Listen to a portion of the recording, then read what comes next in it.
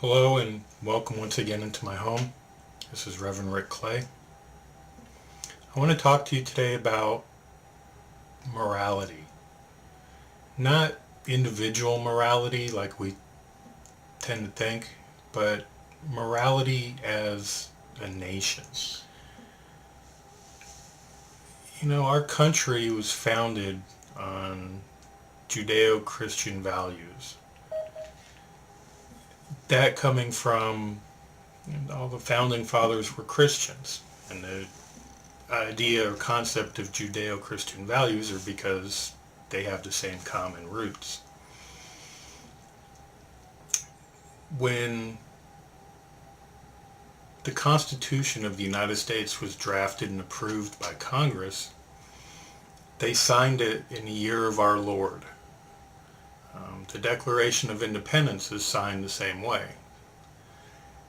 That was what was common, accepted, and expected for that time. Now, that being said, the use of the word, term, phrase, or concept of God in government is strictly verboten anymore. You're not supposed to do that. Courts even go so far as to say it's unconstitutional. You have to keep church and state separate. You're violating the Constitution if you use God.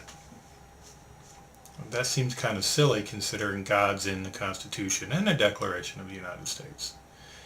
So using that logic, we can conclude that the Constitution of the United States is itself unconstitutional because it references a higher power.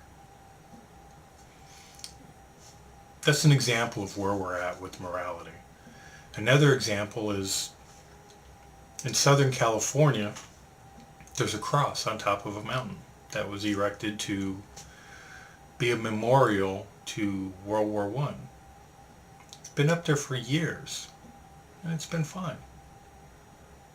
Now, there's a battle going in the courts to try to get that cross taken down because it offends somebody. When did we become so politically correct as a country that we became stupid? 82% of the citizens of the United States consider themselves Christian, one form or another. That could be Catholic, Baptist, Seventh-day Adventist, whatever. 82%. Why are people that hate God and hate religion being allowed to walk over everybody else? I think it's because a lot of the people in this country don't have the courage to back up their convictions. Now, what I mean by that is, take Congress. Whenever Congress gets together, they have a prayer. But people approve of and even promote legislator to ban God and religion in government. It's kind of hypocritical. Something as simple as saying a prayer in school. If a group of kids want to get together in school before class and say a prayer, so what? Let them. They believe in God. Respect that. Just because one person or one student in the school has parents that object to it, shouldn't mean that we have to completely take it out of schools. The same thing to the Ten Commandments. The Ten Commandments in a courthouse. Oh, there you go. Church and state are getting mixed up again. We elect our judges. Hopefully we elect judges that reflect our values and our beliefs, just like we should elect anybody else. When we go to the polls, we elect people to represent us. We want, ideally, people like us. So judges are elected, they go to a courthouse, what happens? They see the Ten Commandments up there on the wall and think, oh my God, I just had a revelation. I have to believe the Ten Commandments. I have to become religious. No, that's preposterous. It's stupid. You know, people are trying to get the money changed in this country because it says, "In God we trust." God is an integral part of our country, whether you want to accept it or not.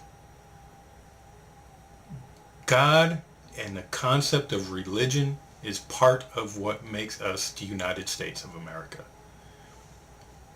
I'm not an overly religious person. I don't know that there's a God. But you know what?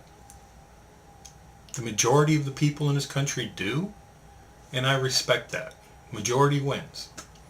The needs of the many outweigh the needs of the few. Now, I'm not saying anybody's rights should be trampled on. I'm saying let's use common sense when we deal with stuff like this. Just because somebody drives down a highway, looks off in the corner of their eye and sees a cross on top of a mountain that's been there for the past 90 years, and they get offended by it, doesn't mean that cross needs to come down. That means maybe that person should stop looking at it. I get offended every day. You know, I go to school in a day, and I see young people all the time with their underwear hanging out. Maybe this is kind of silly, but it illustrates my point. When I was little, we used to make fun of the kids that we could see their underwear. You know, that whole, I see London, I see France, I see someone's underpants. And we used to give them wedgies. Now, socially, that's acceptable. It's okay to show off your underwear, to wear baggy drawers. People wonder why other countries look at us the way they do. The moral fabric of our country is degrading. We used to, as a country, always do the right thing. Now we don't, because we're afraid that somebody is going to get offended, that we're being too unpolitically correct. You know what? You can't make everybody happy. So let's quit trying. Let's make the majority of the people happy. And if the minority of people are not happy, then they can motivate others like them to put change into our government and our legislator to affect their beliefs. Like I said, the needs of the many outweigh the needs of the few. Let's not lose any more of our identity as a country. Let's not be the countries we fought against in World War II. Let's be the great nation that we were at one time. We need to get that back. We need to have the courage of our convictions. We need to stand up for what's right. If you see something that's wrong, stand up and say so. Don't just sit back and not say anything because you're afraid somebody's going to label you as a hater or a racist or whatever. So what? I get that all the time. Just in the past couple days, I've had 3 comments on my YouTube page from people that I've offended. It's going to happen.